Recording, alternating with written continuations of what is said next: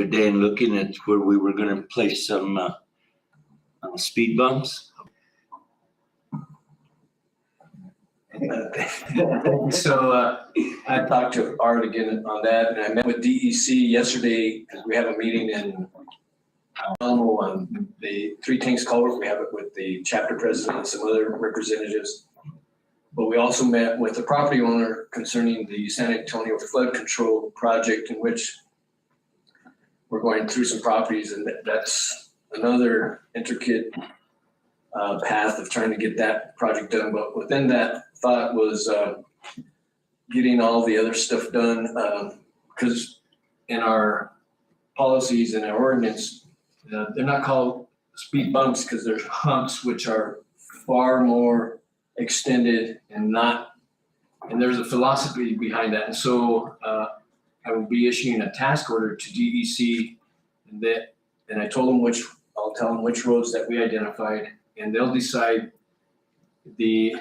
what we have to do. Those are chip sealed, and humps have to be paved. So we'll have to remove where it's going to be. We'll have to remove the chip seal, pave it, and then get up proper signage. But before we do that, depending on the price they give me on the task order, if it's above $60,000, I'll have to bring that before the commission. And then I'll also have to look if, based upon our remaining budget, if it can be done this fiscal year or wait till July 1. So those two things. So the engineers will get on it. They said they could probably discern where they should be placed, as well as proper engineering, and then the cost. And then we'll go from there. I'd get a dump truck and make them, but that's the other thing about Gordy Hills. So we have talked before. It would be very nice to develop that whole area into something really nice. And I understand BLM owns the Gordy Hills. Is it possible to get somebody from BLM into maybe our next meeting or at their convenience? Because if I remember right, they were, I guess, willing to at least hear or that there might be some plans going on to further develop that out there, the Gordy Hills. Or if there's not, could we suggest it, or could we, I don't know what we can do, but it's in our county. And as Julie says, I mean, we need industry, we need people. Chairman Martinez, Commissioner Duggins, I had met actually with BLM on that. I think we started the discussion almost 2 years ago. I met with them, and then I followed up several times. There is BLM is going through some transitions with people leaving and then taking over. So even with our property discussions in San Antonio, that was part and parcel of the discussion, feathering into a segue into the discussion of Gordy Hills. There is actually a designated person that is supposed to be trying to revamp that and looking for innovative ways to create more trails and some rest areas and stuff. They have not gotten back to me, so I'll reach out again. I was first talking to Virginia, then she identified another person, but I think they've left since then. So it'd be nice if they could come to the meeting. I'll invite them. I'll see who is actually looking into that now. I know they had identified one person trying to get, like we had discussed, like water and rest areas and all kinds of other stuff to make it a very nice place to bring even more people in. But I'll reach out to Virginia again and see who might be handling that. And I'll get back to you and see if they want to come. And before it leaves my mind, if you, on the April the 16th, I believe it is, the Conservancy's taking me to Washington. So if the county, if you have a message or a to-do, if I could help, if I'll have their ears and get with me on whatever I can do. Okay. Maybe they can twist the BLM's arm.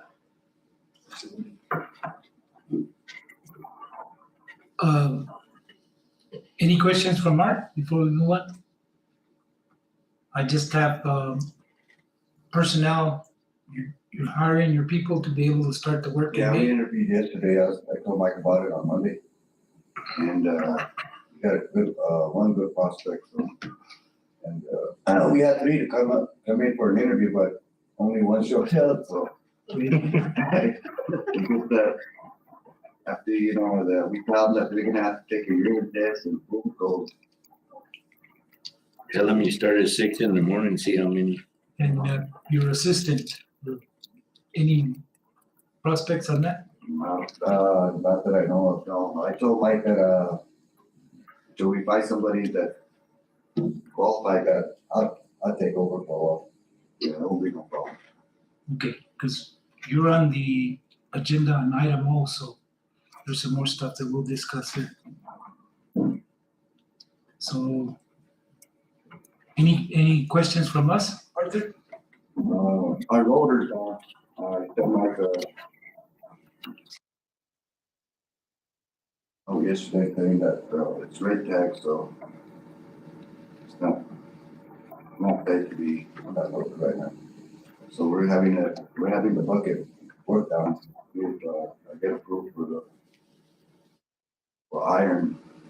I don't know, I forgot the name of it, but see if they can work on it and fix that bucket for us. Did it wear out from the bottom? Yeah. Pretty worn out. Do we have another loader? No. You only have one. The other loader's down also, so that's why so I'm gonna have to rent one for our day project.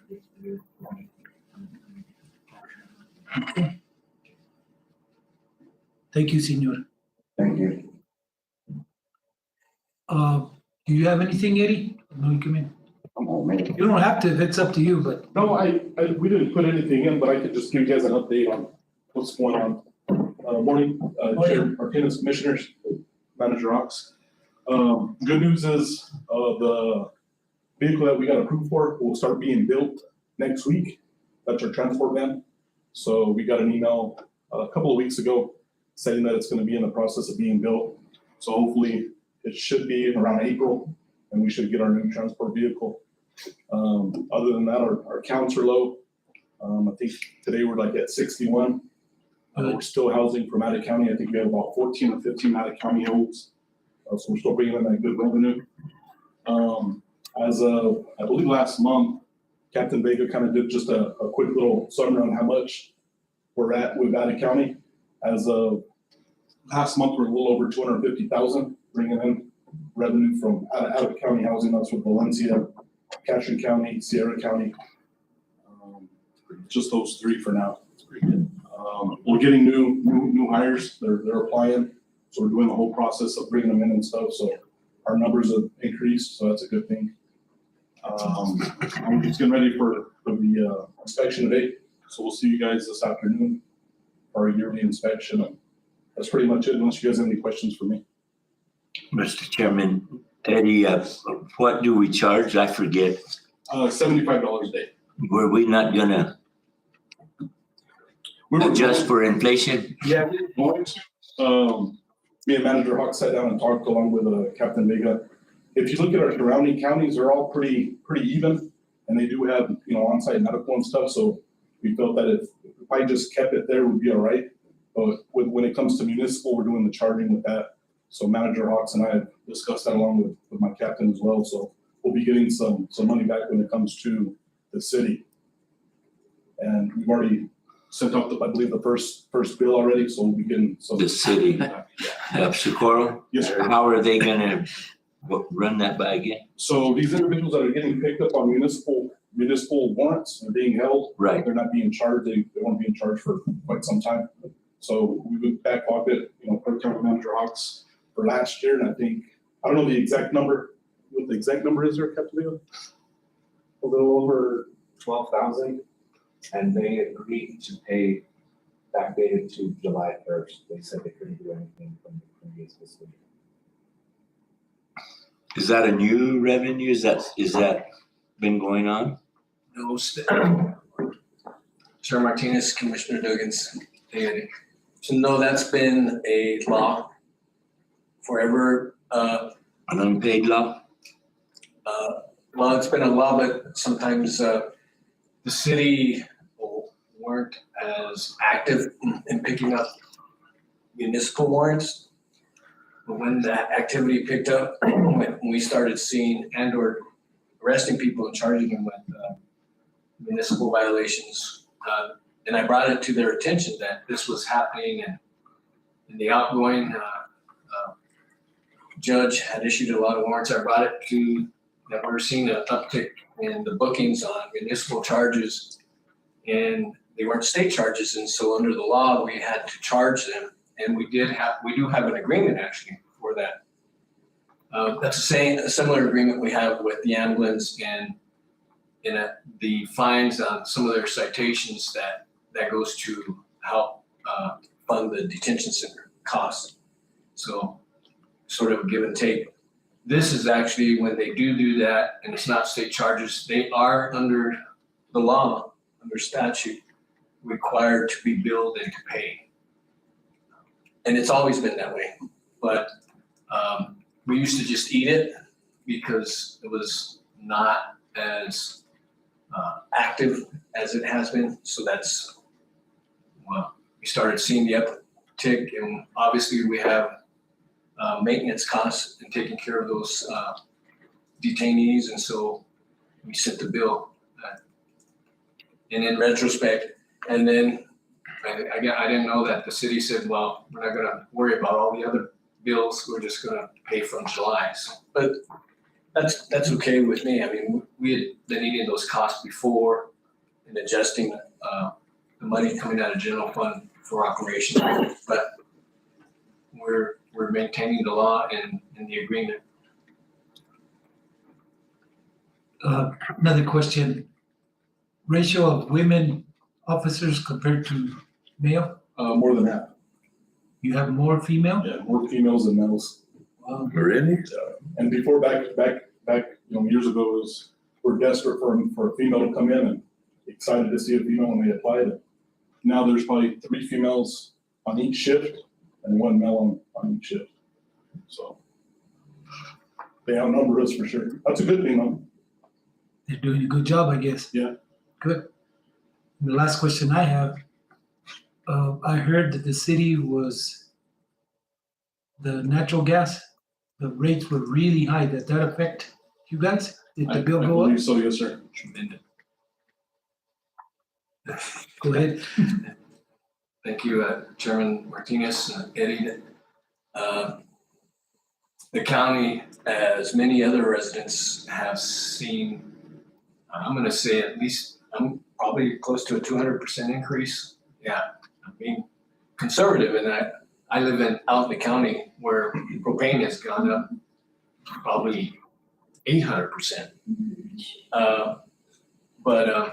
So everything that because they call me and complain, and I'm like, you're talking to the wrong person.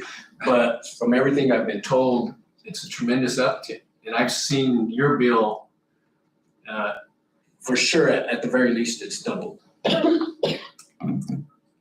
Is that, I mean, you pay the city for that? I mean, is that the city or is that the price of gas that the city pays for? I'm not, that's the city utilities that are handling that. I know private residents have called me complaining about their gas bills in the city, and I'm like, you're talking to the wrong person. You need to call Biden. I think they've at least, if not 50%, doubled, 100%. I heard a lot, that's why I asked. My understanding on that is the price of natural gas when the city purchases is what increased the profit margin for the city is stayed the same. They were trying to use some of the ARP money to adjust those costs. In other words, the extra burden of cost to the city that, The resident. yeah, they were trying to absorb it through the ARP money. What they did with it, I don't know. Thank you, Eddie. Yes, sir. Thank you, guys. Why not? Yeah. Item B, acknowledge manager's report. You probably already did it, no? It's in writing, so I don't know if you guys Yeah, did good. Any other thing you want to say, Mike? I would just like to say that all the LGRF projects were submitted. I think the PPF projects are coming up think they said by the end of March, so we'll make sure we get those addressed. We are replacing the biometric systems. Next week we'll start, we identify the locations, those will be put up. We were waiting for the Ethernet materials and supplies to come in, and that my last information was it is in, so those will be placed. And we'll start receiving training within the next 2 weeks or so. I hope to have that policy out by then. We did meet with the local bank about competitive interest rates. We're still waiting for the 22nd to see what the Fed does, because they were saying they're going to raise it by 50 basis points, which is 0.5%, but now they're thinking maybe 25. So we want to come to the commission, to myself and Rosemary, want to come to the commission until after that time, and to see, again, meet with First State Bank to see about the competitive rates. From everything I'm gathering, it's depending on where we would keep it, it's up to a little over 1% less, and then in another 1.65. So we'll let you know how that goes. Kaya Limitar is 95% design complete. Sholey Bridge issue is being worked on. Three Tanks Road, 95% design complete. I wanted to show you some of the here's what Three Tanks looks like. There's a view of what will be also showing the president of the chapter and how intricate that plan is on what it will look like. We're just waiting for NEPA, if we need NEPA or not, and that'll have a lot to do with how we progress. Yeah, as you can see, it's a fairly massive project. And then here is Kaya the Limitar. Wanted to show you the progress on that. This is where that retention pond is going to be. The interstate is right over here to the west. This is the property we purchased from Mr. Williams, and we're trying to find out if he wants that concrete culvert in the middle or up here where he can enter. So it depends on him. But that's moving along fairly rapidly, and we're hoping to receive more funding. That's the retention pond. North of Kaya the Limitar and east of the interstate. Just across from the graveyard there, right? Yeah. To the east. Further east. I think the graveyard is actually, it's way north and up here somewhere. And the interstate is right here. And this is the drainage that we have, the concept that this is the property that we could not get a release on. So we had to ask NMDOT if we could change the design, or if that would put in jeopardy our funding. And so they agreed, since it was still part of the design concept, we could, and then moved along with putting the retention pond here rather than in this area. Is that an earth pond or? Yeah, yes, sir. Sorry. Yes. So that gives you some of the ideas of how fast these projects are moving. Of course, there's little property issues that we have to still get through. Are there surrounding neighbors? There's a few close ones, aren't there? Yeah, they had no. No complaints, no problems? Well, we didn't break into any of their easements, so we were good. And you'll see a franchise agreement that we had to work up on, and so that'll be later in on the agenda and some other stuff. So On that work on twin tanks in the Alamo, three things. 3 tanks, that's gonna be bid out, right, for a contractor? Yeah, once the design is complete and we're pretty sure we got all the clearances, then we'll go out to RFP, and of course be utilizing Dennis Engineering as our subject matter expert, our SME, to guide us along. But we do have some other issues that I'll be talking about on kind of the limiter. I think it's later in the agenda. We might be asking for support on that to see where we're at. Or actually, it's on the San Antonio flood control, not kind of limiter. In Magdalena, on 10th Street, the one that they ask us to blade once in a while, they went to that meeting with the DOT and TRC. They submitted it. They hired Wuhan and Houston on an on-call contract where, they just call when they need them. They designed the culverts and the road. So they're hoping that gets approved. So that would be a big help. Once it's paved and everything, for the drainage, we won't have to help them on that once in a while. I wish they would have gave our road department a opportunity to bid that. We could have bid on that. Well, I think they still can, because they submitted it, still hasn't been awarded. They submitted it with this crunch. Oh, a grant opportunity? Yeah, no, not a grant, but the hardship where the DOT pays. Oh, LDRF? Yeah, so we still could be. And I thought the mayor was gonna come today. He sent me an email. Yeah. But he didn't. It's the seniors on the agenda. Yes. Okay, anything else, Mike? That's it, sir. Okay. Next thing is acknowledge March birthdays. Who wants to take that on? I'll do it. Okay, Joe. Table it. Randy Bocc, maintenance, March 6th. Jason Frame, DWI program, March 29th. Blanca Hawkes, treasurers, March 27th. Brian Knapp, detention center, March 27th. Shania Mish Hope, detention center, March 23rd. David Monette, assessors, March 19th. Dominic Montano, Sheriff's Department, March 10th. Samantha Vasquez, managers, March 22nd. Brian Durkin, Midway Fire Department, March 10th. Jesse Lucero, Midway Fire Department, March 5th. Andrew Sanchez, San Antonio Fire Department, March 7th. Elijah Wade, San Antonio Fire Department, March 20th.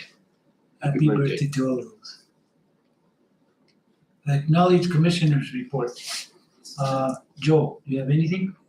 No, I just want to shout out to the Magdalena boys. I know they came up a little bit short there, but people always don't acknowledge, there's too much emphasis on just winning the championship, and they actually put a lot of time and effort, and they did quite well. So I want to acknowledge the Magdalena boys. Thank Appreciate you. them. Commissioner Duggins? The water's on. I think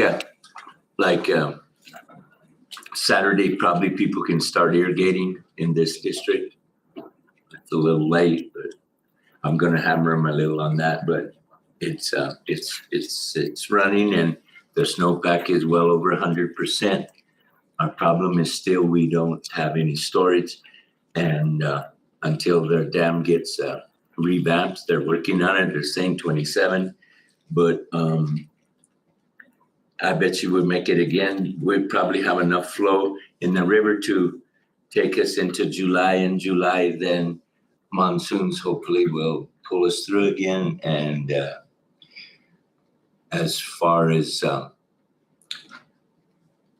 Chile board, I agreed to remain, and they elected me president, even though I won't be raising chili. Not all of our board members, about half of them plant chili and half of them, or process chili. Some of them don't even have farms, but it's a good organization. We went to Santa Fe and we worked to get this Senate Bill 11 on the 3 months, I believe, family paid leave, and it didn't pass the committee. That was the last committee, but they said last night that they might attach it to another bill and get it through early this morning. Last night would have been 1:30. I just got a message that it hasn't happened yet, and we hope that it doesn't. And I guess that's about it. On my part, I want to thank Joe for acknowledging the boys basketball team. He's right. They went 32-0 till the very last, and they lost. I knew that was going to be a good game, but what I see is the character when they lost, you know, it hurt, but they took it like men. And everywhere that I've known, they go to motels, everywhere they go, they always compliment the coach of how good these kids are. They're well behaved, they, you know, they just can't say enough of them. I'm very proud of them and they did their best, but they came short. And Magdalena's always been that way. Well, we'll see next They year. beat us in basketball when I was a kid. And they've always been good. Good for them. Yes. You know, a former commissioner, he follows them all the time and he went the other day, he's been pretty ill. He went to go see him play the last game. He went to state. And all the team boys went to go shake his hand. They gave him a basketball and they signed it. Pretty cool. Telling him thank you for supporting. That's neat. It is. So that's why I say it shows the character and the leadership of the coaches in teaching these kids. They just need to turn that boom box off. Put Johnny Cash on their warm up. They loved it when they did. The other thing I have is I'm on a committee with CASA and I asked, just spaced it out. Her name is Amber Budd, and she's going to meet with Athena on getting people to help some of these kids that are in help. We have 3 cases here in Socorro. There's 13 in Torrance and 6 in Sierra. It's a good program to help kids, and we've been going through what we feel needs to happen. The former Attorney General, Gary King, is on that committee. He's very good. He's really helped us a lot in being a lawyer and stuff. So he keeps us straight. So I think I'm hoping for good things from that. Okay, item 9, public comment. During this portion of our meeting, we welcome your suggestions and want to hear your concerns. This is not a question and answer period. Speakers will be limited to 5 minutes. The county commission is not able to take action on matters discussed during public comment. Speakers are requested to state their name for the record. Do we have any? No. Okay, Oh, wait, Athena, go ahead. sorry.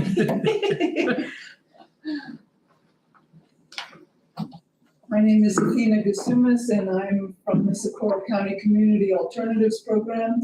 And as we were talking about the cannabis issue and the amount of money that gets made from cannabis, so the New Mexico Department of Regulations and Licensing on a monthly basis puts out, this is from September, so I'm not sure if they're just doing it quarterly, but in September, Socorro County, just from medical cannabis, okay, medical cannabis, 82,709.35 cents. So Medicaid pays for cannabis and recreational use, $79,020.96 for a total of $1,730,730.31.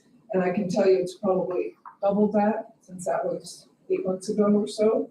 So I know that the assessor's office only has to do with, you know, property tax and things, but if the county manager would allow me, I want to be kind of squeaky at the legislative session and with people that we work with from BHSD to figure out. So treatment, we get paid, we get taxes and our funding from alcohol tax sales. We also get funding for other gambling issues, like all casinos have to give, it was a few years ago, 10% of their profit to gambling addiction. It seems to me if we've got $200,000 in Socorro County or more in sales of cannabis, that we have to figure out a way to get some of that for treatment as well. So I'm just bringing that up, that it is online for all the counties and how much they make. Albuquerque in September made $14 million in cannabis sales. They're the highest currently. So anyway, it's online. It's a lot of money. I don't know how it's regulated, if we're not getting any of the CRS tax, if we're not getting I don't know any of the tax regulations, but it sure seems like if this is the biggest industry moving into North America currently, that somehow all the stores that are popping up need to pay some tax so it can go back into the community, but I don't know how that's handled. But, all these numbers are online and it's a lot of money. Yes. It's a lot of money that's coming in here, through state Medicaid and through, in September, we're a poor county and people spent $97,000 on cannabis. That's without it being paid by Medicaid, so. I was gonna say that's a recorded number. You venture to say they spend more than that on cannabis. Well, right, I'm not talking street sales, right? So it's still, so this is just informational. All this information is online and it's kind of shocking. And yeah, we need to figure out how to get some of that money back into the county if it's not coming in already. So, thank you. Thank you for bringing that up to us. Mike, do you know anything about that? I do know that, Chair Martinez, I do know that there's been an uptick in inquiries about cannabis growers, and I've sent at least 4 applications out. Some are wanting to grow for consumption. I believe our ordinance doesn't allow that, so for consumption. You can grow Yeah, half a dozen plants or something, state law allows for a little bit. your personal growth. Right. If you're doing it commercially, you have to go through our ordinance. Right, and that's pretty much what I told us. Some of them wanted personal consumption to be much higher. Anyway, so I've noticed that and I've sent out several applications, and I do need to get with Julie to identify those places as well, because if they have large groves and commercial, obviously there's a tax on them. Yeah, if they're making that much, see if we can get some of it. I would like to have a public comment, Mr. Chairman, just only to mention that, I don't know if it's First State Bank or Bursum, they're revamping a building right on Main Street to house a drugstore, not a marijuana store, a regular drugstore. Okay. And so there's some company coming into Socorro with soon, and well, they're welcome, aren't they? Sure. Yeah, they need. We need it bad. Okay, new business. We moved M up, that's the first thing. It's consideration of resolution 2023-39, appointing and acknowledging the members of the county protest. Julie.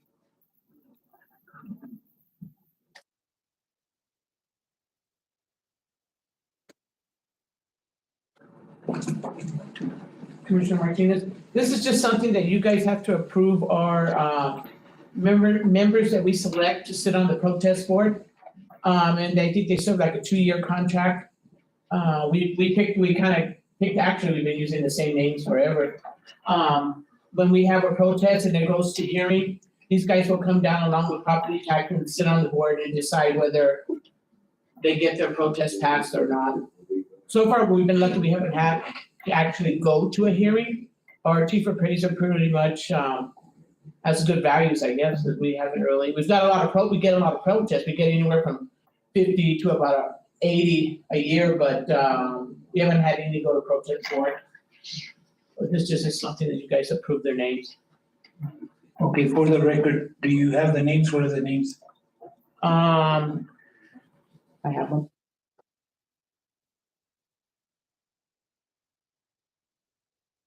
Mr. Chairman, it's the individuals that would to be requested to be appointed by this board are Orban Winton and Jinlin Rincones. And then the person that we're acknowledging is appointed by the state of New Mexico, and that would be Robert Rincones. Are they related? Well, you guys will be acknowledging Orban and Jalen.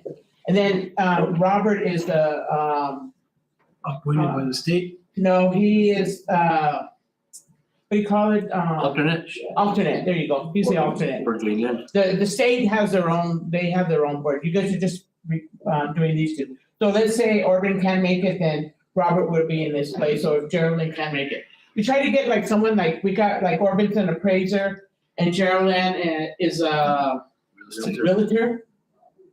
I mean, because they know about values and stuff, and it's hard to get anybody to sit on even though they haven't had to go to hearings, but still, to go, they get paid for it by the state. But it's just to prove their names.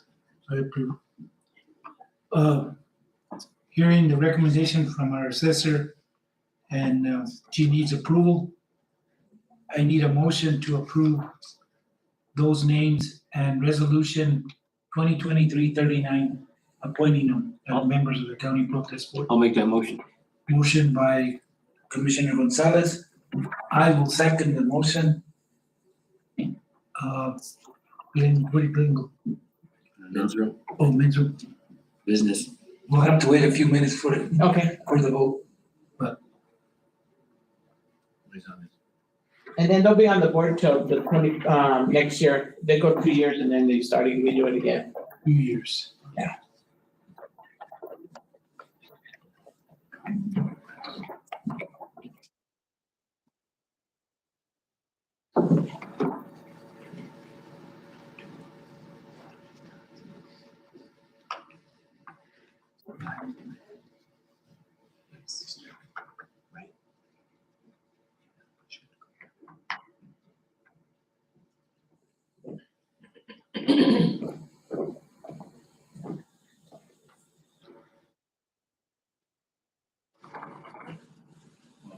He's in the men's room. I want to go in there. I don't know what to say with that. It's. We'll wait. You can't interfere with Mother Nature.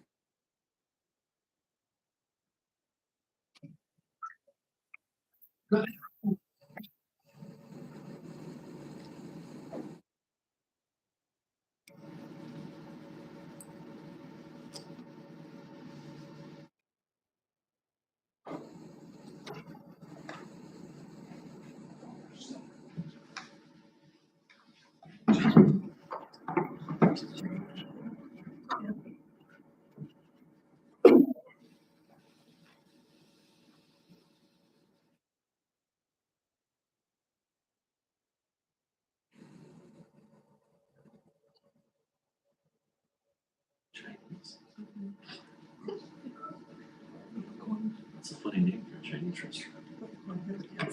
I can hear. How about this? Hence I went till you. No.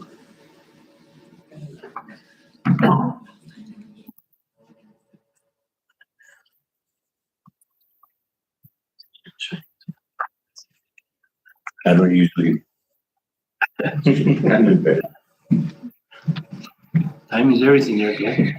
Well, sometimes duty calls. We had a motion and a second, Commissioner Duggins. Now, on that, resolution 2023-39, appointing and acknowledging members of the county notice board. All in favor signify by saying aye. Aye. Aye. Any opposed? Hearing none, it is approved, Julie. Thank you. Thank you. The next one is review and selection of bid for San Antonio Flood Control Project Phase 2 and Phase 4. Chairman Martinez, Commissioners, in your packet is the San Antonio Flood Control Project Phases 2 and 4. And within that is the award bid in which the preliminary or the actual engineering estimates were supposed to be, if you look on the engineer's cost, it was supposed to be about $842,798.49. That's what the estimated bids should come in about. Of course, as we know, materials have gone through the roof. The bid was awarded to GM Emulsion. Well, it's up to you to award it, and then I'm gonna go through the details of which ones you want to decide on. They were the lowest bid at $980,421.14. And as you can see, that leaves us this $737,000. Well, 841 was allocated, but minus engineering fees, money on hand, and we have $737,120.47. So you take that 980, what the bid was, that leaves us about 253,000 short, 300 and change. So within that, the commission can decide if they want to complete Phase 2 and Phase 5 within that, and have a $31,000 leftover contingency, or Phase 2 and Phase 4 and have a $5,000 leftover contingency, or Phase 2 and Phase 6 and have $56,000 contingency.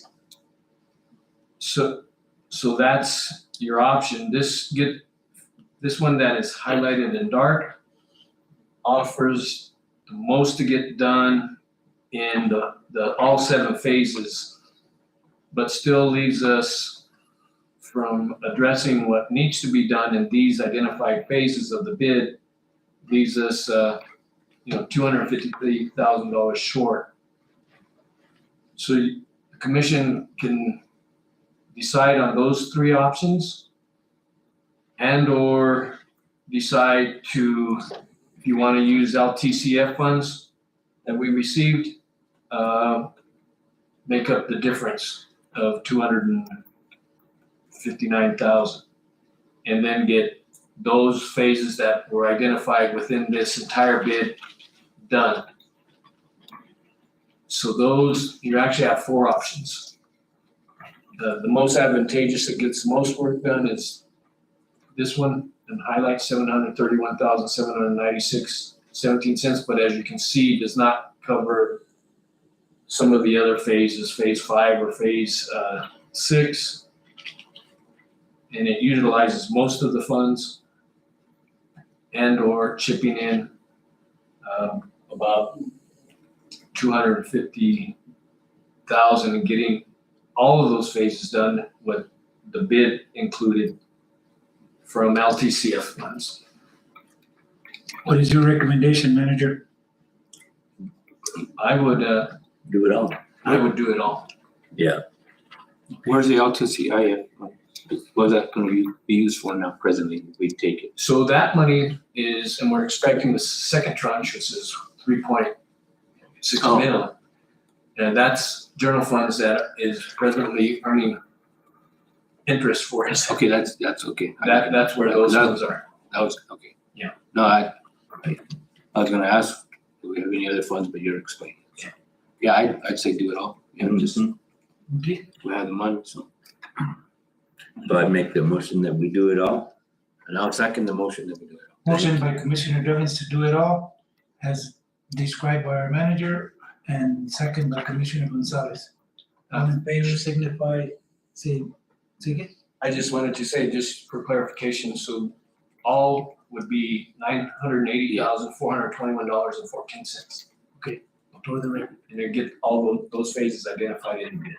With being spent out of the money that you, the 737 plus the difference from the LTI, LTCF. LTC. Sorry, Chairman. That's all right, keep us straight. All in favor signify by saying aye. Aye. Any opposed? Hearing none, it is approved. I would just like to make a comment that that's probably why we had that money invested in those funds, and that's why that cushion, nest egg, whatever you want to call it, is there. It's use of taxpayers' money properly in the event that we have projects that would come up a little bit short with our grants and all that other stuff, then that's what that money is for. Good. Okay, the next item is consideration of PMS Behavioral Health Services Agreement. You saw your packet. Mike, do you have any? Chairman, and commissioners, in your packet, you have the renewal of the PMS contract. It's for 60,000 or less. They never utilize the whole funds allocated, but it's renewing that which provides services to the detention center for behavioral health and other places. Very important to have this agreement, Mr. Chairman. Very. I make a motion to approve as presented. No second. Motion by Commissioner Gonzalez to approve, second by Commissioner Duggins. All in favor signify by saying aye. Aye. Any opposed? Hearing none, PMS Behavioral Health Services Agreement is approved. Next one is consideration of opioid remediation collaborative joint powers agreement. Mr. Chairman, members of the commission, this is just a change to the current joint powers agreement that was just actually approved by DFA. And it allows for, certainly for the appointment of one representative from the program. And what am I missing here? And I would suggest approval of it, Mr. Chairman. Okay, you heard the recommendation of our attorney. Need a motion? So moved. Motion by Commissioner Gonzalez, Second. second by Commissioner Duggins. All in favor signify by saying aye. Aye. Any opposed? Hearing none, the opioid remediation cooperative joint powers agreement is approved. Next one is consideration of MOA with the Socorro Amateur Radio Association. Chairman and commissioners, this is just the updated version with the corrections made that was tabled at the last meeting. We used to have one, it was old and antiquated and had expired, and this is the updated version and I recommend do pass. So moved. Motion by Commissioner Duggins to approve, second by Commissioner Gonzalez. All in favor signify by saying aye. Aye. Any opposed? Hearing none, MOA with the Socorro Amateur Radio Association is approved. Consideration of MOA with the City of Socorro regarding the annual fishing derby Escondida. Chairman, this is the annual fishing tournament that the city and the county collaborate on.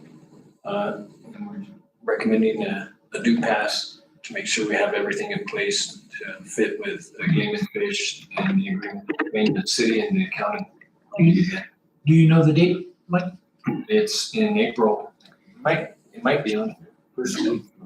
I'll make a motion that we accept this MOA with the city regarding the annual fishing derby. April Fool's Day.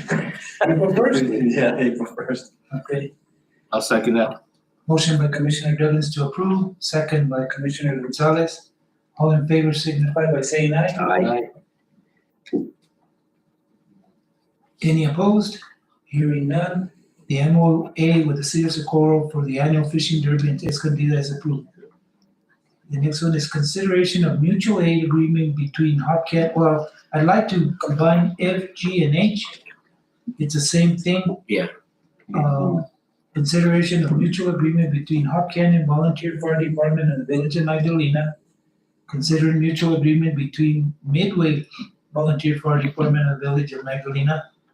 And the third one is mutual agreement between San Antonio Volunteer Fire Department and the Village of Magdalena. So moved.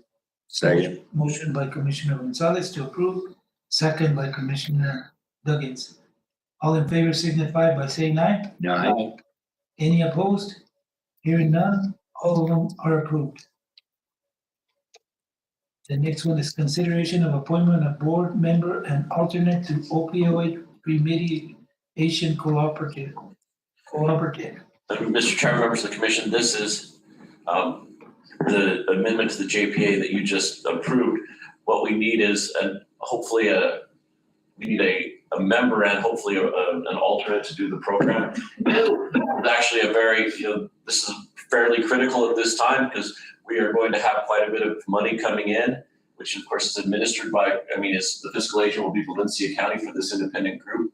But at this point, getting off the ground, the board is going to need to work through hiring a consultant and a coordinator and a provider. And as Commissioner Duggins is interested in deciding where it's going to be, these are all some very big fundamental questions. So it's important that you all appoint somebody. And it has to be a commissioner or somebody else? It does not have to be a commissioner, but I think it'd probably be a good idea. Just one, I would suggest one commissioner and then you can appoint anyone as an alternate. And this person will be involved in placing it and Absolutely, it'll be Socorro County's vote on the, there you go, huh? Athena. Well, Yeah. Absolutely. It's up her alley. But yes, it's up her alley, but I'm pretty hard to deal with when No. it comes in. You could be the appointee and she could be the. Alternate. I wanna shot at it. What is this for? You gotta pay attention, it's too late. I make the motion to appoint Commissioner Duggins as number one, I guess, board member, and Athena as the alternate for this OP commission. You happy to do that? We're gonna have a rehab center and we're gonna make them work too, Okay, there's a recommendation by Commissioner Gonzalez. If you work, you don't need rehab. right? I'll We do, but a second, different. I will second that motion. All in favor signify by saying aye. Aye. Any opposed? Hearing none. Congratulations, Commissioner Duggins and Athena. A lot of hard work coming. The next one is consideration of Department of Finance and Administration Fund 6200 Regional Recreation Centers Quality of Life Grant Agreement 22 ZG 1023-36 in the amount of $225,000. Yes, Chairman Martinez, Commissioners, this was a grant that we applied for last year. We received notification that we were awarded the grant. This will, if the commission votes to accept it, this will go into the Escondida remodeling renovation project. Bring us to, with ARPA funds, and this brings us to about $475,000.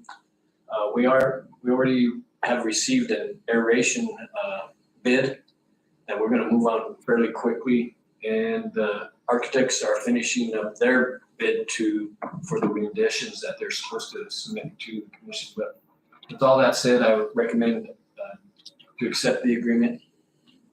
So moved. Second, Motion by Commissioner Gonzalez. Second by Commissioner Duggins. Mr. Chairman, Yes. Mike, when I'm driving around, have they started watering the grass and stuff out there? It looked like it was kind of thirsty. I'm not quite sure of the targeted date and. I water mine even in the winter, I but watered mine the other day. it needs it. I'll check with Quayle. Okay, I watered mine and the weeds came up. yeah. Roundup. All in favor signify by saying aye. Aye. Any opposed? Hearing none, we'll accept the agreement of amount of $225,000 for Escondida Lake. We need about 2 million more.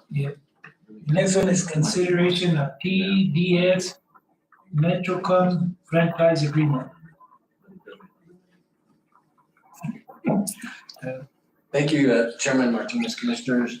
We're approached, myself and also the ad hoc committee for broadband, we're approached by TDS, which is providing services within the city of Socorro, about signing a franchise agreement. So within that, it is something that I guess has a possibility of facilitating the palatability of TDS possibly moving out to a larger footprint into the county, but it does not negate any others from competing for that service. As you know, even though we have offered a $250,000 grant that's still in holding, we're really not getting anybody beating down our doors to provide internet service throughout the county. We have little pockets here and there, Western on the west side and TDS in the county, and then some other little pockets. But this franchise agreement just, I think, improves the relationship with TDS and gives them some flavor in the county's position of and interest of wanting broadband brought throughout the county. So it's for broadband and not cable TV, or is it the same? Well, they, TDS provides that in association. So moved. Motion by Commissioner Gonzalez, second by Commissioner Duggins. All in favor signify by saying aye. Aye. Aye. Any opposed? Hearing none, the Metrocom franchise agreement is approved. Consideration of USDA/APHIS Wildlife Service Program in the amount of $37,250. Mr. Chairman, members of the board, the Wildlife Services is a good program by the feds that, assist in dealing with nuisance animals, coyotes, protecting livestock. They do assist with wolves, although that may not be that effective. But I mean, they'll even do things such as remove pigeons from, and help with that situation.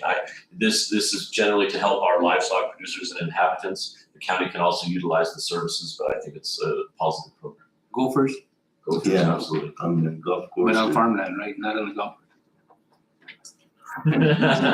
So moved.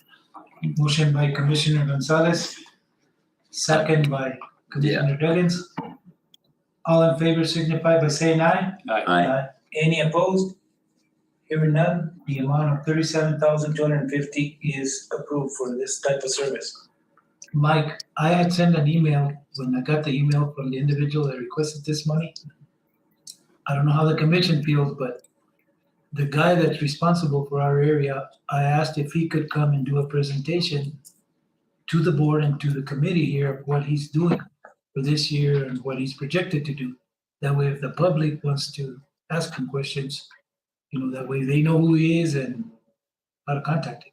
So if you can request for him to be at our next meeting or whenever he can come one of our meetings, that way we can let the public. I haven't requested, and I think he's come once in the last 2.5 years, Yeah. but he does get called into service to help our animal control ordinance officer as Good. they run into things. And actually, about a half ago, I asked him to contact New Mexico Tech to see if he could help with the varmints out there. I guess I don't know how else to call them. He offered some assistance, but Mexico backed away for some reason, and he had some other techniques dealing with these, but so I guess it just didn't play out, but it was something that they were calling into action. So I'll ask you, I'll invite him again. Okay, Mr. Chairman, there is like a gopher company, I think I don't know, somehow put a vacuum on the hose, or they did it up at the tech, didn't they? Yeah, they got a bunch, And but they- there's a bunch more. Well, then I might say They that, had a budget, he exceeded the budget like, per gopher, they spent the money. well, the Conservancy will pay $3 a tail for a gopher. I'm trying to get that up to 5. But, you catch 20, 30 easy a day. Really? Oh, yeah. okay, There's people that I've been threatening to do it, but I haven't. okay, the other item is direction and staff to publish the title and general summary of an ordinance amending the personnel policy to increase the rate of pay for appointed officials. Mr. Chairman, members of the commission, currently the personnel policy sets the rate of pay for appointed officials, and those are the officials that this board and the personnel policy don't have control over except budget-wise. So the chief deputies, the undersheriff, and the sheriff's administrative assistant. And right now it's set at a percentage rate. Chief deputies receive 85%, and the sheriff's administrator receives 70%, and those are fixed salaries. I guess there's a request to increase those amounts, and so we need to, if it's something that this board is interested in, decide if you would like to increase it to what amount. Will they both be even? Like now there's 70 for the sheriff and 85. No, it's 70 for the sheriff's administrative assistant, and then, but the undersheriff currently receives 85. Okay. So everyone receives 85 except for the administrative assistant. You can make them all even.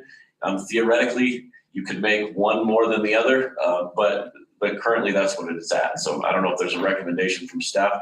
And then I'd like to talk about one more aspect of it if you all decide on that number. Yeah. Mike had something first. Go ahead, Mike. Well, thank you, Chairman Martinez, commissioners. I guess I would ask direction to be to do a fiscal impact study. If you decide on a percentage, and within that, with the administrator at the sheriff's office, if you decide at a percentage higher than 70%, I would analyze whether it fits the market demand, what that salary would be at different percentages, and so I could get that to you. And then tell you what the fiscal impact would be. So all that, I think, is the first steps of trying to decide how and when you want to get this done. So Okay, let me ask this question before we move on. What is the recommended increase? Commissioners, what increase do you think we should go up? Is there a number out there? he needs to do an analysis, right? So I think the chairman's asking for the commission to say, so hypothetically, if you want to raise the chief deputies to 90, I think 90% is threshold, or it can be. Because I think, There's no limit. I mean, the commission, for instance, in many counties, they'll put the undersheriff at 125% of the sheriff's salary, and then deputies, I mean, you can set it at whatever you like. So with that said, I'm sorry, with that said, do you want me to do it in 5% increments to give you what the cost analysis would be at those different 5% increments, maybe all the way up to 100%? And then you get the flavor of what that would mean. And then also what the market demand is similar to those types of positions, to see what percentage were at least competitive. And what the other counties are doing also, more or less. That's what I mean, when I'm doing a market study, that's. Okay. so I guess I have two comments. How many deputies is there? So each elected official has Each of them, okay. And then the jail administrator, is that? No, that's a county separate. employee. That's a county employee. So the sheriff has Not jail, two, sheriff administrator. That's a deputy, The sheriff Definition. administrator is sort of like the administrative assistant. and then there's a deputy sheriff too, There is Undersheriff. a undersheriff. under sheriff, okay. There we go. So the offices would be chief deputy assessor, chief deputy treasurer, chief deputy clerk, the under sheriff, and the sheriff's administrative There you go. assistant or secretary. And, go ahead. With that, if you sit down with those elected officials, get their insight as to what they're thinking, and then with your analysis at the same time. Yeah, that would be Yeah. part and parcel of the entire project. I would start and then meet also in conjunction with that, each elected officials, see what their flavor feeling is. Historically, the elected officials are usually in favor of raising that. The county attorney is correct in some places, like in Bernalillo, I think the undersheriff makes 125% of what the elected official receives. How, do you happen to know how long that has been, Adrian? Where the undersheriff, has it historically been that the undersheriff in that one county has always been higher, or is it just recent? No, that's for Bernalillo County, for instance. I mean, yeah, that's been historical in that, basically, you have a chief of police that's making $200,000 a year, but the sheriff is still stuck on, the statutory amount of $65,000, and they're not going to get an undersheriff for $59,000. So the commission there said, all right, we'll make it X, way higher than the sheriff's. So what I was going at is, if you raise the undersheriff or the deputy higher than the next step that comes in, well, how can it be that the under is making more than the over? And then that's how the budget just. Absolutely. I don't suggest that in this county. I think it should be still should be a percent. That's where I'm at. So I wanted to ask, Mr. Chairman, so that are we gonna check is there certifications that go with these jobs? There are job descriptions and I mean, there's job descriptions, but not, like to be a policeman, you have to go through some type of, No, let me make that clear. That's the issue with, not the issue, and there's positives and negatives, but the issue with a chief deputy is that this board has no authority over him whatsoever. So for instance, Betty, Other than budget. So Betty could hire the biggest, a PhD with a Nobel Prize, or Betty could hire Mickey Mouse. I mean, she has every right to hire whoever she chooses. And this board cannot control the how often they work, or this board cannot control their, it's up to her to decide what qualifications she wants. We can't set a job description either. So Betty could make them work 100 hours a week, or Betty could say, show up just 40. So that all you're setting is the amount. have these people been receiving any of the raises and things that we've given the last couple of years? yes. They have? Yes, and one caveat to that, there is, I don't know if you want to call it an exception or just a caveat, there is FMLA implications even with chief deputies. What is FMLA? Family medical leave. Because they fall under exempt, and discerning whether they qualify if that event occurs, we have a mechanism for that. But, so that's the only tacit that I can see that exists. So I think what we probably need is a table to let you do your work. Chair Martinez, if I may. What, direction? Yeah, a direction, just direction. Directed staff, do we need a vote on direction or just direction? It depends on, whether you want to see a product come back, or whether you want to direct them, Something come back. or whether you want to direct it for publication and come back and have that discussion at a public hearing. Before we move on, Adrian and Mike, Commissioner Duggins, Betty, as an elected official, had some comments. I do. I'm talking on behalf of the other elected officials, as we've asked this to be put onto the agenda, to answer Commissioner Gonzalez's question about us being aware or how we appoint our chief deputies. All of us have concurred in the county that our chief deputies can and will step in to our absence and able to do the exact job that we are actually performing. As far as hours are concerned, they come in Monday through Friday. So they're here all the time. To answer Commissioner Duggan's question on, did our elected officials receive the raises that you authorized employees to get at that period in time? No, they did not. That's elected official though. She said elected officials, you were asking about appointed officials. I'm not talking about appointed. I know the elected didn't receive, They right? did not. Actually, they did, depending on when office legally they were able to, like, Yeah. again, like the Oh, newly elected Yeah, chair, really, yeah. the newly elected commission. it doesn't apply to those that were sitting at the time. That's But they did not receive, any kind of payroll addition, they did not get, because their elected official salaries are stuck. No, that's not true. So did the, No, like, What? Presidents. Oh, the The- bonus, that's no, what we're talking about. bonuses. Yeah, Are you like, talking bonus? yeah, like the Well- addition, that's what she's talking about, Oh, the addition yeah. stuff.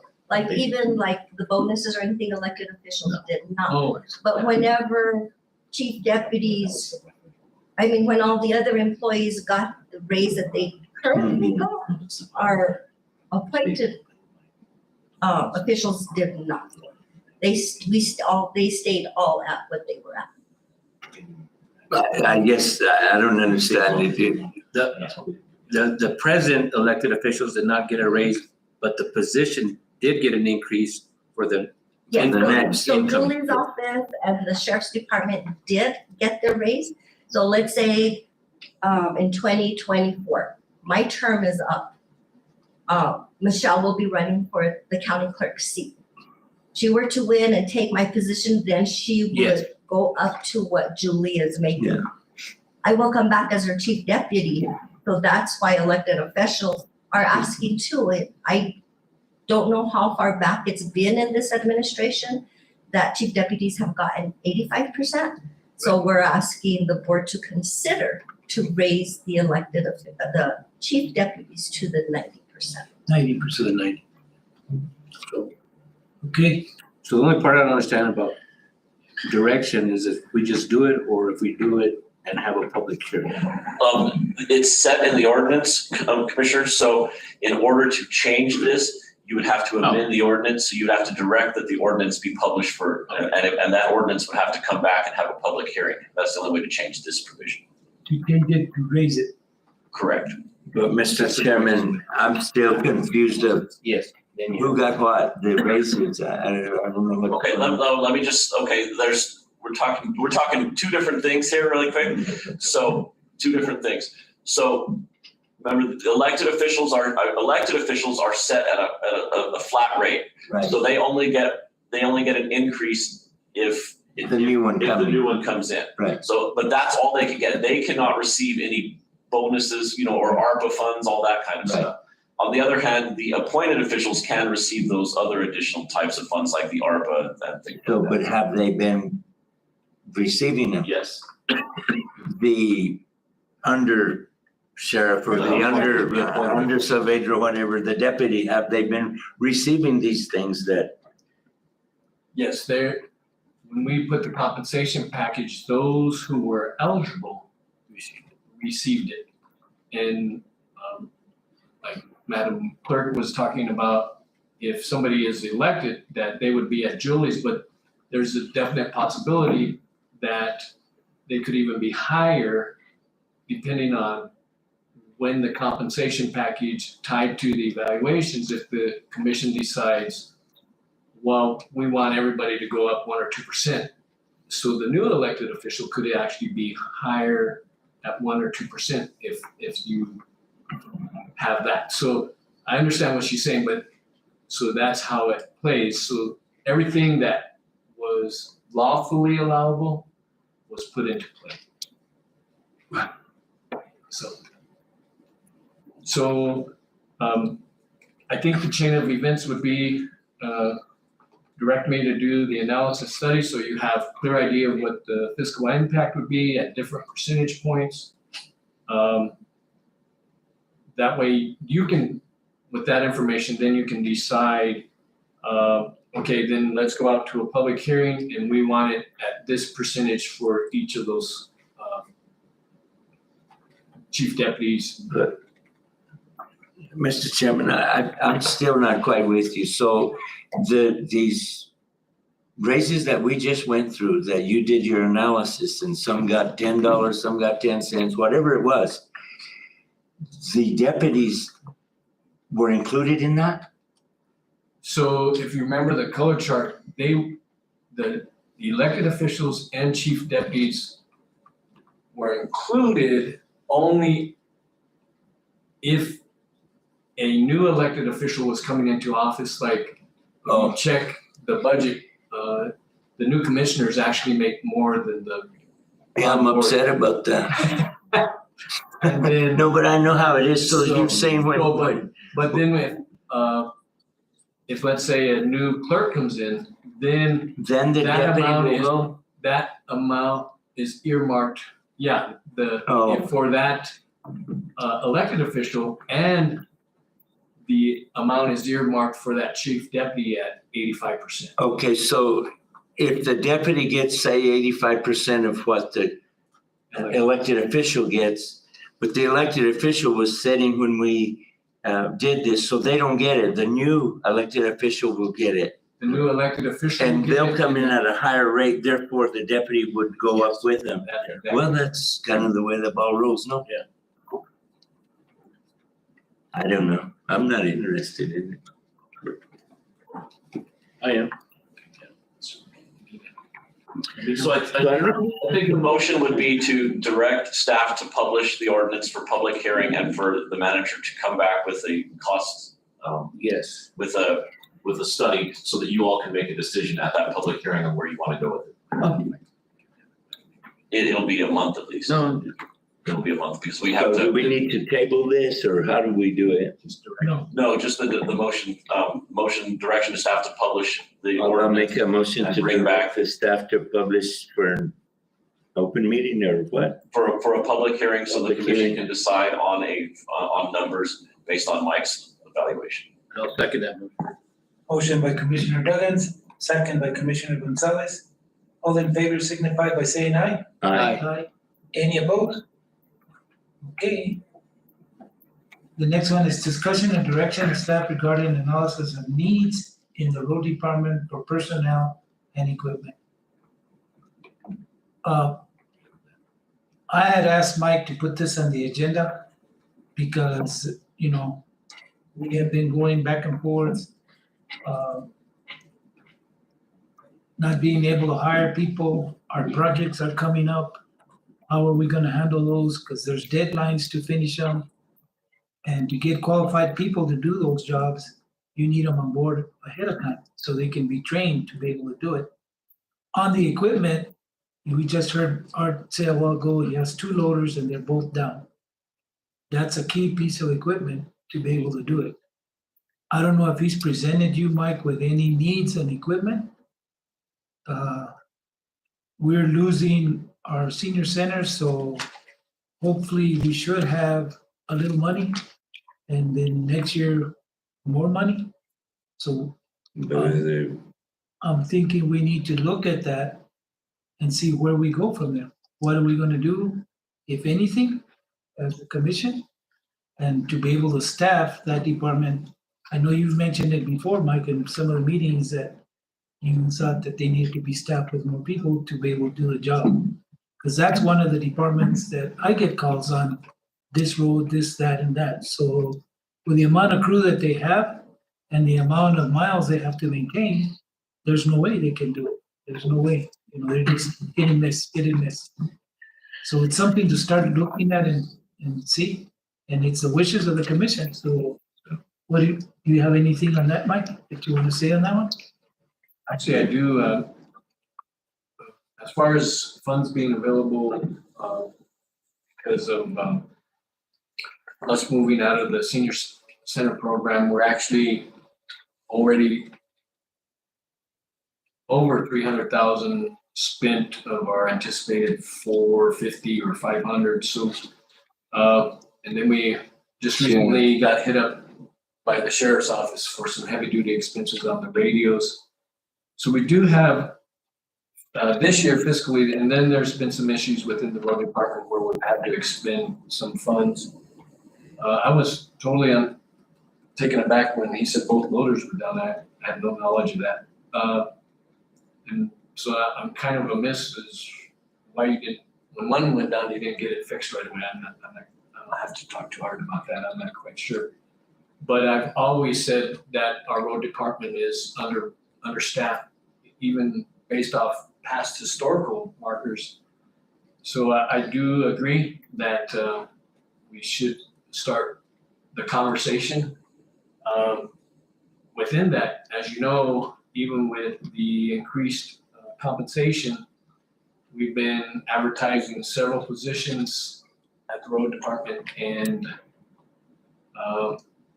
we don't receive very many applicants. And then when we do receive applicants, either through background and or during either physical or drug substance abuse analysis, they fail. So I'm totally for attempting to move that along. This year fiscally, it might be a little tight. But I definitely think at least looking at targeting at least an increase of 3 employees. I'd like to get with Art. I mentioned this to him the other day, and he was sort of neutral about it, but I advised him, at least 3 new employees. Decide on the positions you'd like them to fill. It definitely needs some equipment operators within that, Yes. and not only laborers. And we did put the chipper, that's the one thing he said he really needed, and we put that on the ICIP. The new graders was something we targeted last year, knowing where we're going with equipment and the cost and what our specifications of our needs were, so that's coming to fruition. So I'm totally for the looking into, how much.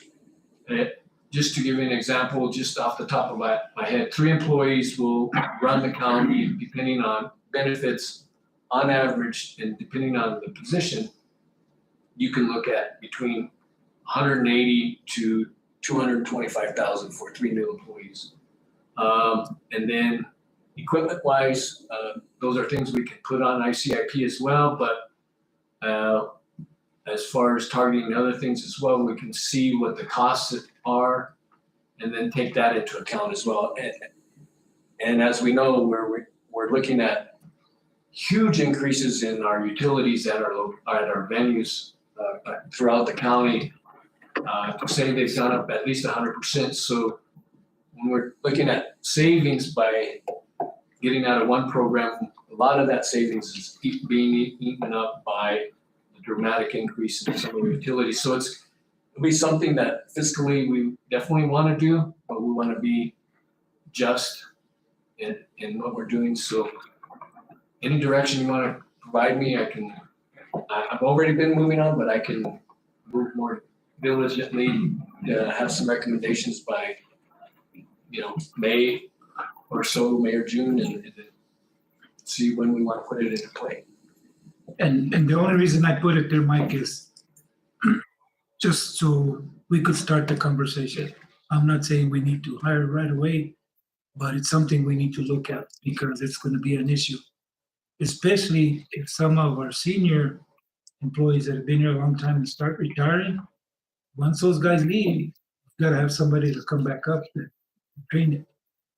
On that assistant foreman, I saw the opening, the flyer for it.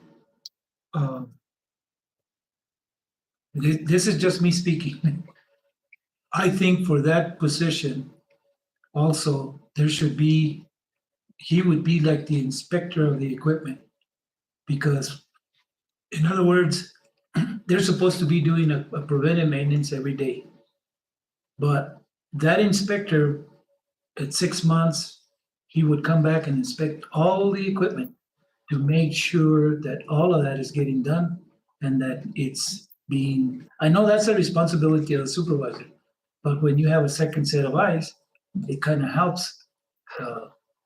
Where I came from, we had to have an inspector that give you a rating, on each piece of equipment, like okay, this one got a 90 or this one got an 80.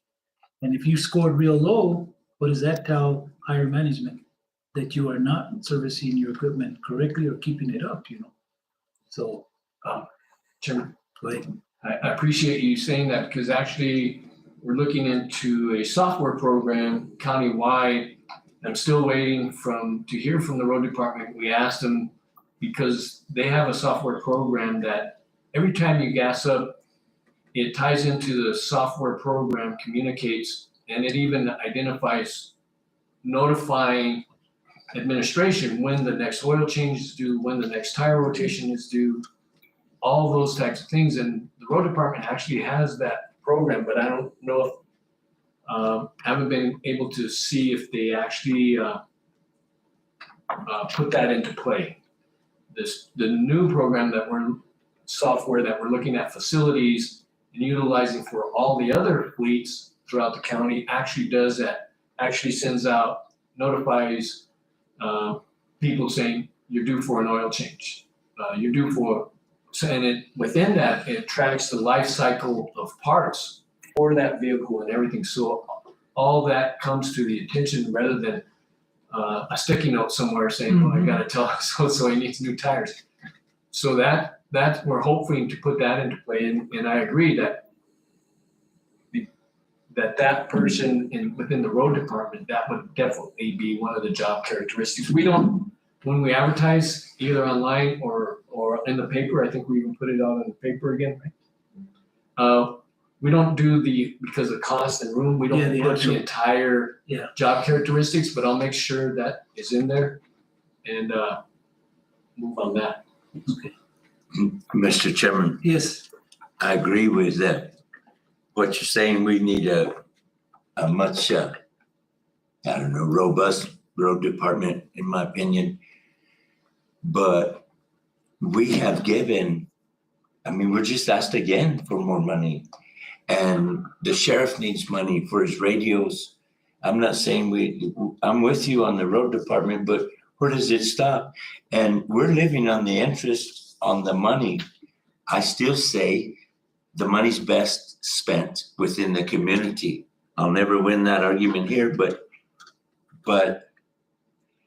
when that interest goes to zero, like it was, 2 years ago, year and a half ago, or damn near zero, what will that do to us if we have given everybody that wants money? Where are we gonna be? We're gonna be pulling the principal out. And how long will that take? I gotta say it seems like whatever we give, that nobody's happy. Well- And the road department is the department that needs help. I understand, but I also understand I got a long list of things I need on my farm too, and I just have to prioritize them, I can't do them all. and that's the only reason I put it there, Commissioner Duggins, because I'll use for an example, the salary scale that was put together and everybody got a raise. And a Christmas bonus. Well, but see, that thing had been put together years in the past, but it was never been able to be implemented. And it finally, with the cost savings that our manager did, was able to be able to do it. I think in the long run, it's gonna help us because people are gonna be getting paid according to what they do for the position. And I think it takes time to get things done. I know this isn't gonna happen in 3 months or 4 months. It might take a year or two or even longer to get the right size of crew, whatever. All I'm saying is we need to look at it, or we need to cut on the miles that we maintain. Maintaining 1,400 miles is a lot of miles with the amount of crew that we have. And that's all I'm saying. Everybody needs money. I know it. And if they can justify it and we can do it, I feel it's our responsibility, the main responsibility of the commission, to be able to do that if the money is there to help them. Because it's hard to do your job. Like I even, we asked Art a while ago. He said they're barely gonna have an interview. If they had one, they're gonna hire somebody. when there's a need and you have certain positions, maybe do a job fair. Maybe do a job fair so you can see who you're gonna get. If there's a need and you're shorthanded, to me, if I was in that, I'd be having a job fair to try to hire as many as I could right away. So they could be put onto work and be trained properly, so they could do the job.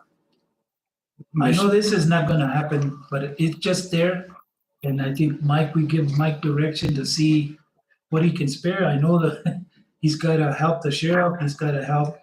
If we raise the salaries on the There goes your deputies. road. But, we gotta look at it, that's all I say. It's a commission decision and whatever he comes up, maybe we can't afford it, might say, you know what, we can't. Mr. Chairman, so we gave, in some cases, a lot of raise in this and that. And part of the argument was, well, we can't fill positions. We were, 30% down or something like that? So how has that number changed, the 30%? I believe Chairman Martinez, Commissioner Duggins, I believe the 30% was a quote from the detention center. I believe that has been impacted. The road department, we extended to 9 employees. That was actually over a year ago. And still don't have them. We're at 8, and we've been advertising. We did actually participate in a job fair, I want to say 2.5 months ago. That's part of it. But again, this is conversation and discussing methodologies to give and to derive at a point to release to the commission, and the commission make an informed decision about fiscal impact and sustainability that you alluded to, Commissioner Duggins. That's always one of my main That's scary. worries. Is very true. So with that said, I believe. So what I'm gonna go a little deeper even. I think that, and I have always thought, and it's more clear today than ever, we need a stronger nepotism policy within this county. And look, that affects your ability to hire. If you know if some department is very cliquish or heavy with family, I'm not gonna apply for that. Who would?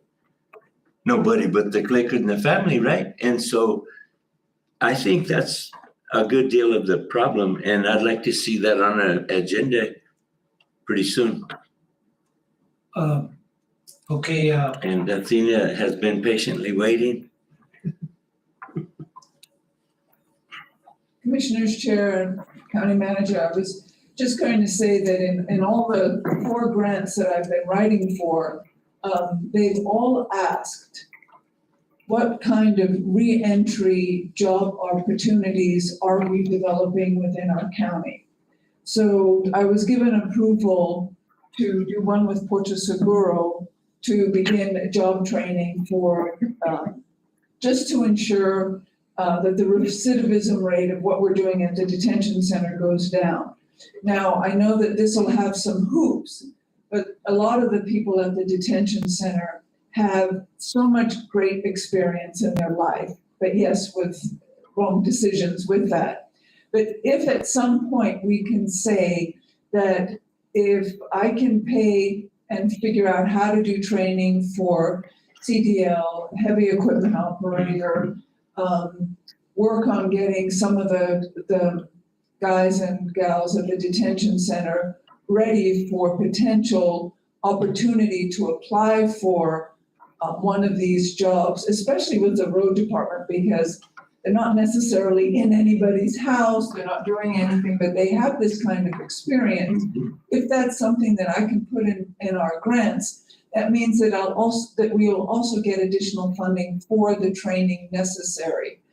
And folks at the detention center are so hungry, especially with heavy equipment operator, construction, any kind of work outside. So if at some point on the agenda, it can be said with approval that we can work toward making folks job ready to be able to apply for the road department and some other situations outside. That would really benefit how we write for grant, if that's possible.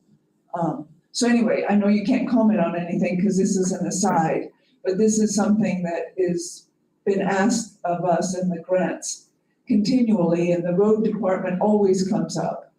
And also then learning the mechanics of the heavy equipment so they can also do maintenance on the equipment. Because who doesn't like to work on a really cool piece of equipment? If I had learned that, I would do that, you know? I mean, you're outside. So anyway, just food for thought. So thank you for letting me interrupt. I appreciate it. And I like that. When they're in our custody, we can do something to help them and to change their lives, to get busy, work. I'm telling you, when they're working, they don't get in trouble. Okay, commissioners, what direction do we give our manager and just tell him to do the analysis and use the road department? Work the numbers. Push the pencil Then you heard, that's what. and the eraser. The other item is acknowledge personnel changes. We're gonna do personnel. Ray, I don't have no. Okay, I'll do it. One is Maybe I'll do Augusta Auto Federal Sheriff Department new hire cadet. Gilbert Padilla, Sheriff's Office resignation. Salina A. Lopez, Manager's Office, new HR Director. And Michael Hawks, salary adjustment, Manager's Office. And we're going to do the payroll as one. Yeah. And Well, so I just need to, the commission to acknowledge the personnel changes. we need to, Need a motion to acknowledge? we need to. Can we not, he just did the personnel changes, can I not add the accounts payable and You pass it want, under one? you want the approval of the vendor's checks and the payroll checks, also with the acknowledged personnel changes, correct? Right. Okay, you have a chance. Alls I have is the accounts payable checks issue. Okay, Is that all we're missing? I don't have the. Anyway, I'd like to acknowledge the accounts payable of $570,824.87, okay, and would include your employee personnel changes, yes. okay. And the Commissioner, payroll, wait, there it is. Commissioner Duggins made a motion to acknowledge personnel changes, approve the vendor's checks, and also approve the payroll checks. I'll second that. Second by Commissioner Gonzalez. All in favor signify by saying aye. Aye. Aye. Any opposed? Acknowledge personnel changes approved, approve vendor checks also, and approve payroll check. Item 12, executive session. Motion and roll call vote to go into executive session and pursuant to the New Mexico State Statute Section 10-15-1. Only the following matters will be discussed in closed session. Pending or threatening litigation. A, item B, personnel, Mr. Michael Hawks. I need a motion to go into executive session and roll call. Roll call vote, Madam Clerk? Commissioner Duggins, Yes. Commissioner Gonzalez, Yes. and Chair Martinez. Yes, ma'am. We are now in executive session.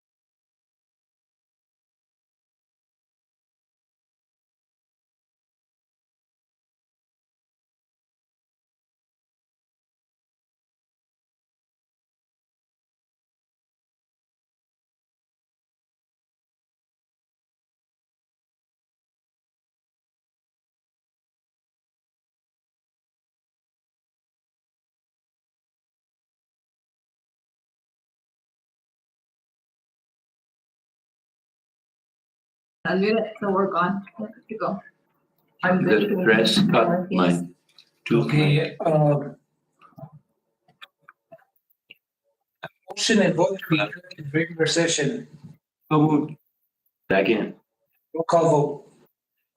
Commissioner Duggins, yes. Commissioner Gonzalez. Yes. Chair Martinez. Yes, ma'am. Items limited to those specified in motion or closure and that no final action was taken as per New Mexico Statute Section 10-15-1. Item 13, action items. Item A, direction to staff regarding senior center employee layoff procedures per personnel policy ordinance 2016-02, Section 5.6. And I can do both of those, right? Like, Yeah. Item B, direction to staff regarding senior center employee servants package. We will proceed according to our current policies on the board. I need a motion to give direction to Mike to proceed with that, with So for moved. those two. I'll second it. Motion by Commissioner Duggins, second by Commissioner Gonzalez. All in favor signify by saying aye. Aye. Any opposed? They are both approved. Item 14, detention center annual inspection for New Mexico SA 1978, Section 33-3-4, 2011 at 101 Grifco Road, Socorro, New Mexico. Do we take a break and reconvene on it, Mike? That is the commission's, at this commission's discretion if you'd like to. I can't make it today, Ray. I would ask the commission, You could do entire commission, or you could do two commission representatives to be present and do the inspection. If you want us to do a poll and see when as many are possible can make it, I can do that. And I think it would be worth Yeah. it because we have a new commissioner and, give you a date and time. yes, Okay. We'll do that. Our next commission meeting will be March 28th, and we're gonna change the time to 10 a.m. And Mike, we need to put this on the agenda again to see if we're gonna keep them all again on every day, Mm-hmm. so we can vote on it. And the other thing is, if I'm gone and the vice chair is gone, can one of the other commissioners take over? Just keep passing the torch till we get it, no? The chair has the authority and the responsibility that he can assign the seat. Okay, If the vice chair is not able. That's correct. okay. Okay, we'll put it in the agenda so we can. Will forever be 10 o'clock if we pass it. 10 in the morning, okay. okay, motion to adjourn. so moved. Motion by Commissioner Second. Gonzalez, second by Commissioner Duggins. In favor, signify by saying aye. Aye. Aye, we are adjourned at 12:24.